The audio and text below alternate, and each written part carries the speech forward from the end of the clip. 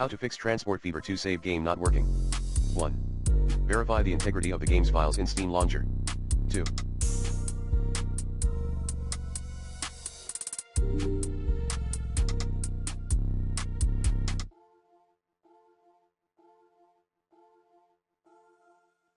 Scan your drive for errors.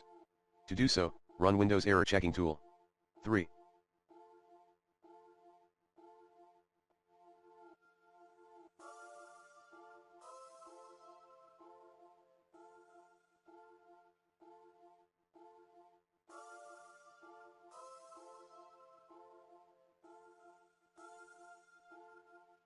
Run the game, transportfever.exe, with administration permissions.